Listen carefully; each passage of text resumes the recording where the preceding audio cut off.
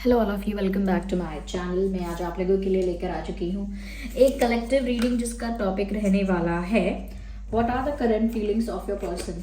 आपके जो पर्सन है, पार्टनर है, लव इंटरेस्ट है, उनकी करंट फीलिंग्स आपको लेकर क्या है, हम ये जानने की कोशिश करेंगे। इस समय वे आपको लेकर कैसा महसूस कर रहे हैं, इस वक्त उनकी फीलिंग्स, उनके इमोशंस, उनके थॉट्स आपको लेकर क्या हैं, हम ये जानेंगे। रीडिंग सभी ज़ोडिएक साइंस के लिए है, हर उम्र के व्यक्ति के लिए है, टाइमलेस है। आप जब भी इस वीडियो तक पहुंचेंगे यह आपके साथ तभी रेजोनेट करेगी, फिर चाहे आप इस वीडियो तक कितने भी समय बाद क्यों ना पहुंचे हों। ओके, आइए देखते हैं व्यूअर्स यहाँ पर कि करंट फीलिंग्स क्या है। पहला कार्ड ये आया है, ब्यूटीफुल फूल कार्ड आया है, as you can see here. सबसे पहले बात व्यूअर्स जो मैं यहाँ पर बताऊंगी आपको वो ये है कि करंटली ये जो इंसान है, ऐसा लगता है कि एक ऐसी एनर्जी में है जहाँ वो बहुत फ्री है, बहुत चिल है, कूल है, एकदम आज़ाद है और इंडिपेंडेंट है। एनर्जी वाइज इमोशनली बहुत फ्री है और कहीं ना कहीं आपके साथ एक नया सफ़र शुरू करने के लिए एक्साइटेड भी है। एक ऐसी एनर्जी अपनी तरफ अट्रैक्ट कर रहे हैं, एक ऐसा मोमेंट, एक ऐसा समय अपनी तरफ वो अट्रैक्ट कर रहे हैं। कुछ ऐसे पल वो अपनी तरफ अट्रैक्ट कर रहे हैं जहां पर वो आपके साथ बेफिक्र होके, टेंशन फ्री होके, स्ट्रेस फ्री होके एक नया सफ़र शुरू कर पाए। यस, एक नया सफ़र आपके साथ शुरू कर पाए, एक नई जर्नी, एक न्यू बिगिनिंग। कहीं ना कहीं देखिए, मैं काफ़ी सारी रीडिंग्स को देख रही हूँ और ज़्यादातर रीडिंग्स में मुझे न्यू बिगिनिंग दिख रही है। इवन मुझे यहाँ पर सुबह मैंने जो कैंडल वैक्स रीडिंग की थी उसमें भी मुझे एक न्यू बिगिनिंग का मैसेज दिख रहा था और काफ़ी दिन से मैं ये देख रही हूँ। तो मुझे लगता है आप में से काफ़ी लोग ऐसे हैं जिनकी लाइफ में ना एक टर्निंग पॉइंट आया है, या फिर जिनकी लाइफ में ना एक चैप्टर क्लोज हो चुका है और एक न्यू चैप्टर स्टार्ट होने वाला है। कहीं ना कहीं आपके लव इंटरेस्ट चाहते हैं कि वो अपनी लाइफ का अगला पड़ाव आपके साथ शुरू करे, अपना नया सफ़र आपके साथ तय करें, क्योंकि पास्ट में जो हो चुका है, उनके पास्ट में पर्सनली कुछ हुआ है या उन्होंने आपके साथ कुछ किया है, पास्ट में जो कुछ भी हो चुका है वो उसको रफा दफा करके आपके साथ एक नई शुरुआत करना चाहते हैं, एक न्यू स्टार्ट चाहते हैं आपके साथ, जिसमें आप भी पुरानी बातों को लेट गो कर दें, वो भी पुरानी बातों को भूल जाए, लेट गो कर दे और एक ऐसे फ्रेश स्टार्ट हो, पास्ट का बैगेज और बर्डन को हटा के।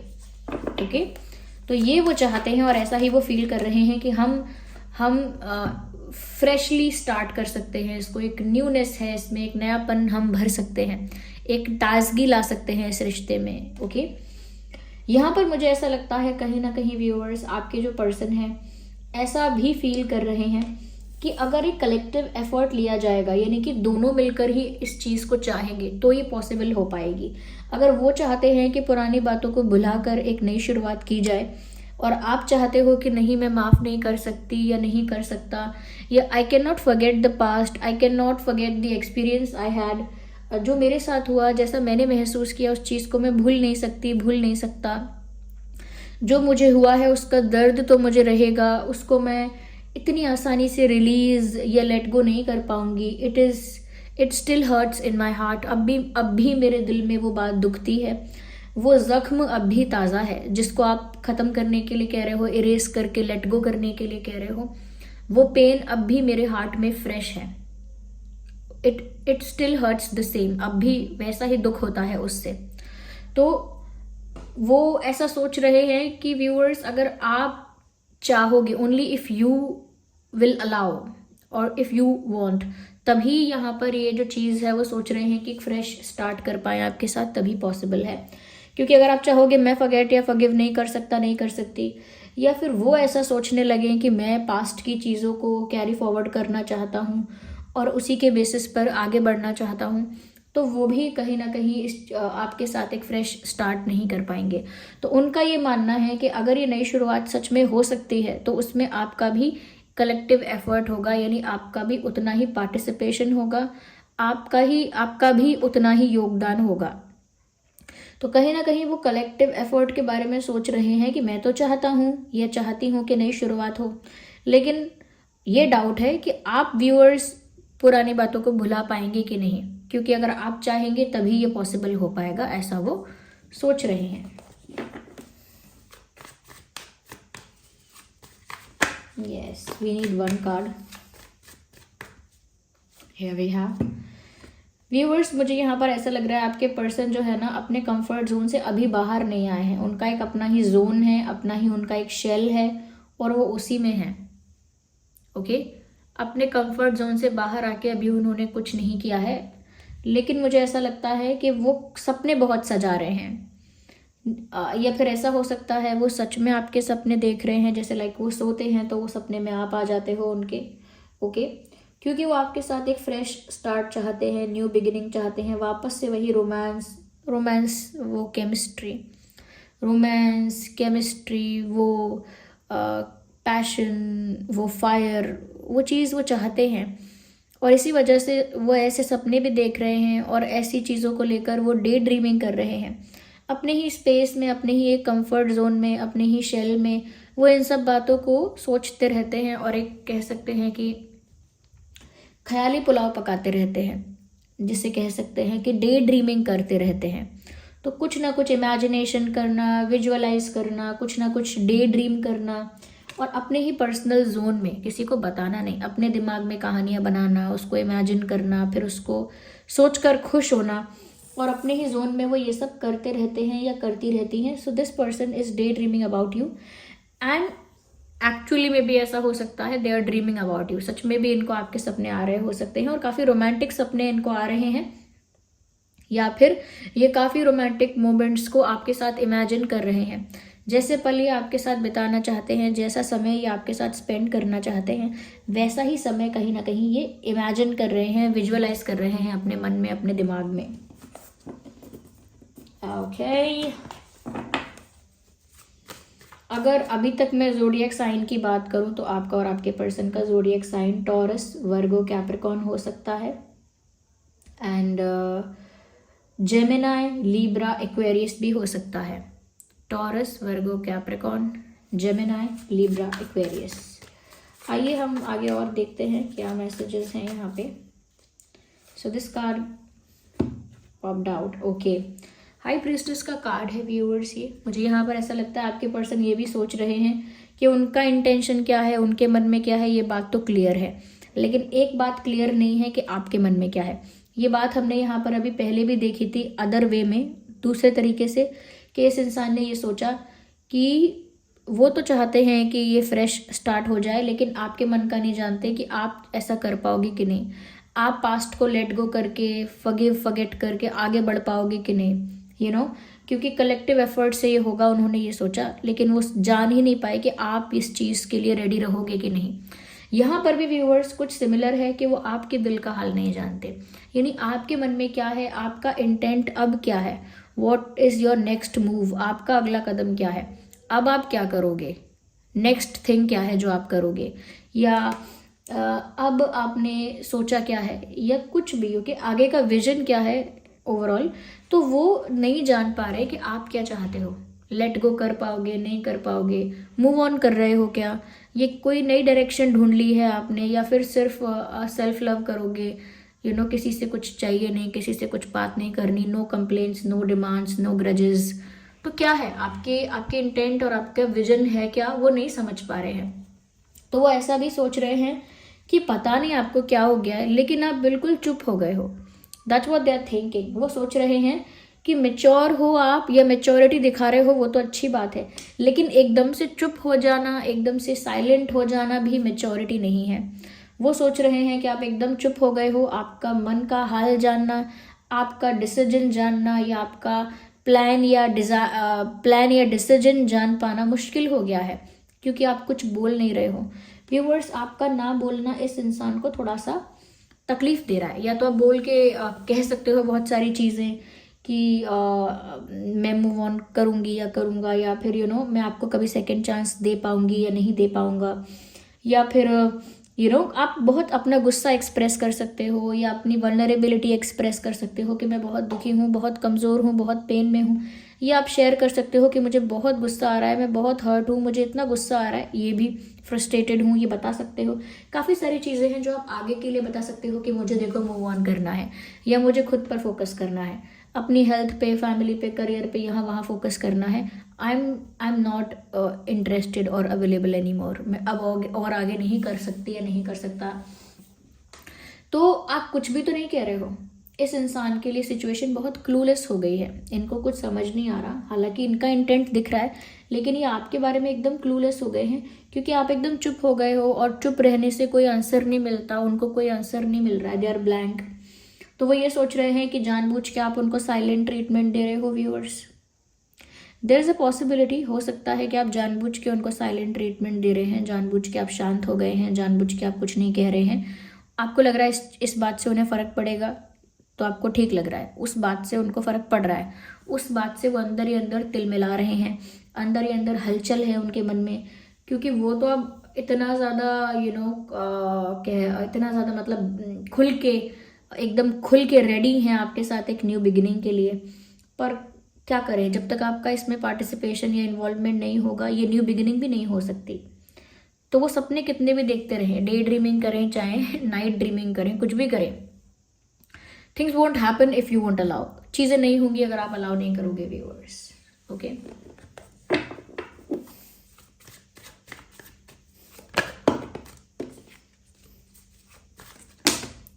Okay, let's shuffle more. Okay, let's use another deck. हम दूसरा टैरो डेक यूज करते हैं।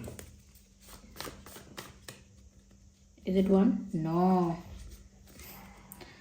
शफल करते हैं, लेट्स सी कि और करंटली क्या फील कर रहे हैं आपके person. Oh my God, look at this, look at this. यहाँ फूल कार्ड आया था सबसे पहले जब मैंने ये वाला टैरो डेक यूज़ किया था, और जब मैंने दूसरे डेक से स्टार्ट किया है क्लैरिफाई करना, सबसे पहले फूल कार्ड ही आ गया दोबारा। तो आप देख रहे हैं कि रीडिंग कितना राइट डायरेक्शन में जा रही है, कितना परफेक्टली चैनल हो रहे हैं यहाँ पर मैसेजेस, क्योंकि ये कार्ड यहाँ पर आया था जब मैंने वो डेक यूज़ की थी। तो अगर मैं दूसरा डेक को यूज़ कर रही हूँ तो भी मैसेज चेंज नहीं हुआ है, क्लैरिफिकेशन के लिए भी कोई और मैसेज आ सकता था, लेकिन यही मैसेज दोबारा निकल कर आया है। इसका मतलब ये बात एक दूसरे को कहीं ना कहीं साबित करती है, प्रूफ कर देती है, क्लैरिफाई कर देती है। Full card, interesting. तो व्यूअर्स, अगेन दोबारा वही कार्ड आ गया। आई हैव टू से दिस अगेन, दोबारा मुझे यही कहना पड़ेगा। मुझे लगता है व्यूअर्स, ये इंसान आपके साथ नई शुरुआत करना चाहते हैं, बस कुछ जो इनको रोक रहा है आपको अप्रोच करने से, वो इनके अंदर का डर है। They also have some type of fear, कुछ डर तो है। वो डर ये भी है कि आप अभी कुछ रिस्पॉन्स नहीं दे रहे हो, आप अभी एकदम चुप हो, और इसी बीच में ये आपको जाके अप्रोच कर दें, सेकेंड चांस वगैरह मांगें, एक न्यू बिगिनिंग करने के बारे में कुछ बात कहें, तो आप साइलेंट ट्रीटमेंट ही देते रहो, कुछ आप रिस्पॉन्स ना दो, या कुछ आप अप्रिशिएट ना करो, या फॉरगिव ना करो, कुछ भी ना करो अगर आप, तो कहीं ना कहीं उनका तो मिशन फेल ही है। ओके, उनके लिए तो ये एक फेलियर होगा, या फेल्ड अटेम्प्ट होगा। तो उनको बस इस बात का डर है कि पता नहीं आप क्या रिएक्ट करने वाले हो, क्योंकि आपका कुछ समझ में नहीं आ रहा। You are being very mysterious, आप काफ़ी मिस्टीरियस हो रहे हो। तो एक डर है यहाँ पे, और वो आपके साथ एक नई शुरुआत चाहते हैं। ये बात तो काफ़ी अच्छी तरीके से साबित हो चुकी है। मुझे लगता है व्यूअर्स, कहीं ना कहीं ये जो इंसान है ना, आप क्या डिसाइड करोगे? आप ये सेकेंड चांस दोगे, इनको माफ़ करके, पुरानी बातों को भुलाकर आगे इनके साथ अपनी नई जर्नी स्टार्ट करोगे, या फिर ऐसा आप नहीं कर पाओगे? ये कलेक्टिव जो एफर्ट है वो आप तो नहीं ले पाओगे। तो आपका डिसीजन जो भी होगा, उन्होंने उस चीज़ के बारे में सोचना या टेंशन लेना कम करके किस्मत पे ज़्यादा छोड़ दिया है, कि अगर किस्मत में होगा तो आपका डिसीजन इनके लिए हाँ होगा, और अगर किस्मत में नहीं होगा तो आपका डिसीजन इनके लिए ना होगा। तो उन्होंने, क्योंकि वो चीज़ों को क्योंकि आप कुछ बोल नहीं रहे हो, और वो उनके पास कोई प्रेडिक्शन की टेक्निक नहीं है कि वो प्रिडिक्ट कर लें कि ऐसा होगा वैसा होगा, जान जाएं आपके मन में कि आप क्या डिसीजन लेने वाले हो, फ्यूचर में आप क्या करोगे, कैसा निर्णय लोगे, वो जान नहीं सकते हैं। इसीलिए उन्होंने किस्मत पे छोड़ दिया है कि अगर किस्मत में है तो आप हाँ कर दोगे, आपका डिसीजन अपने आप हाँ होगा, किस्मत में नहीं है तो आपका डिसीजन वैसे भी ना ही होगा। ओके, तो डेस्टिनी के भरोसे थोड़ा बहुत इन्होंने छोड़ दिया है अपना स्ट्रेस कम करने के लिए।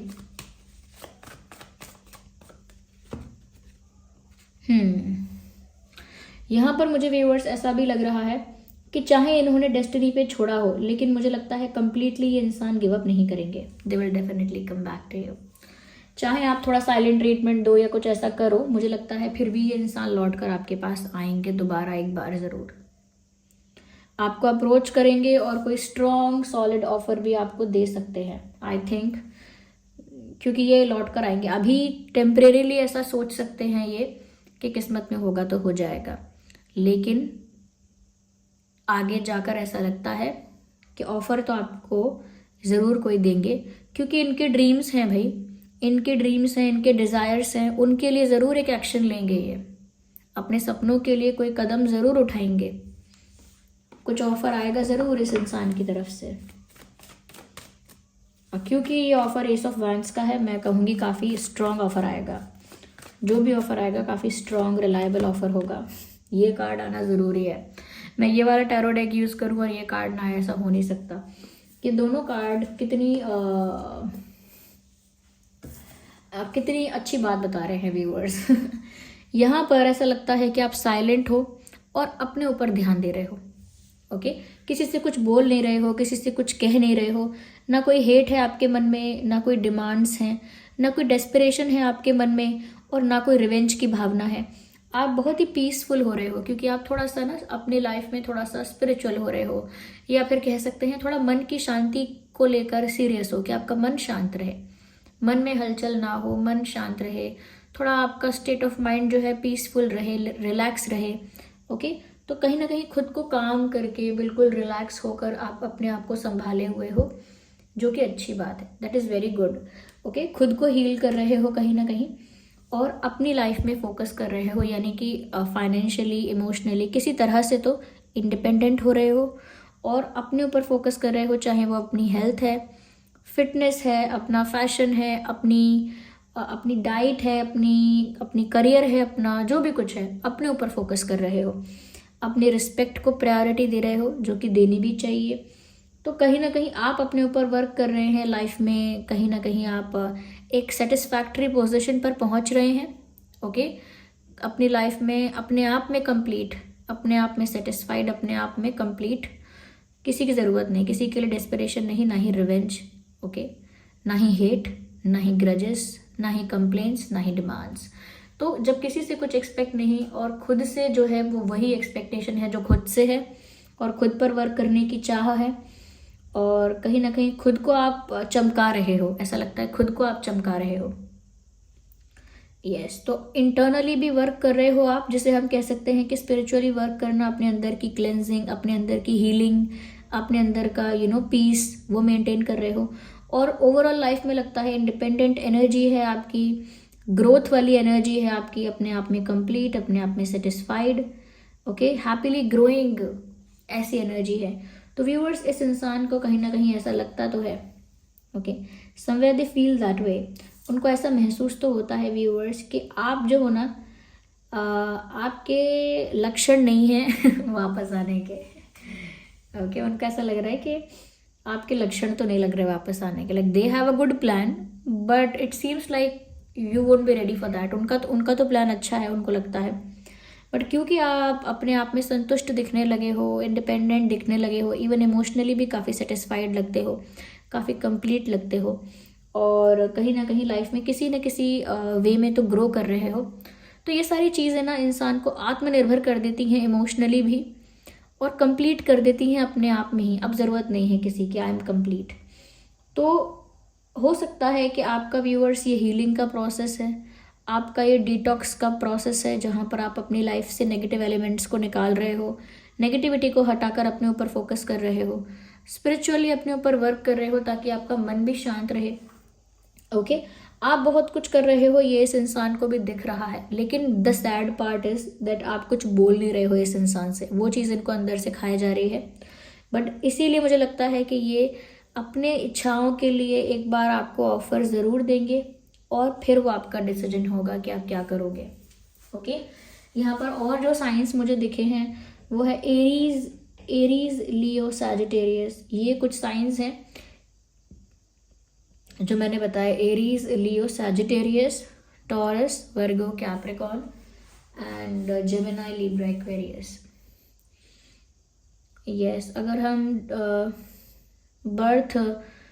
बर्थ मंथ की बात करें तो अक्टूबर हो सकता है, जनवरी हो सकता है, नवंबर हो सकता है, मार्च हो सकता है, मार्च एंड अप्रैल हो सकता है, सितंबर हो सकता है, यस सितंबर हो सकता है, और ओके फरवरी भी हो सकता है, फरवरी हो सकता है, यस अक्टूबर भी हो सकता है, फरवरी भी हो सकता है, अक्टूबर एंड फरवरी। ओके, नवंबर मैंने ऑलरेडी बोल दिया है,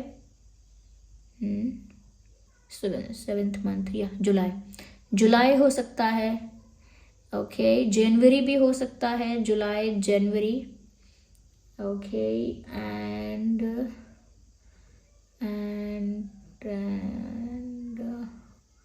फोर्थ तो मैंने बता दिया, फोर्थ मंथ अप्रैल है, अप्रैल हो सकता है।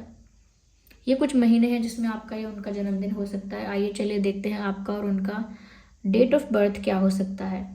9, 19, 29, 2, 12, 22, 11, 21, 31, 21, 1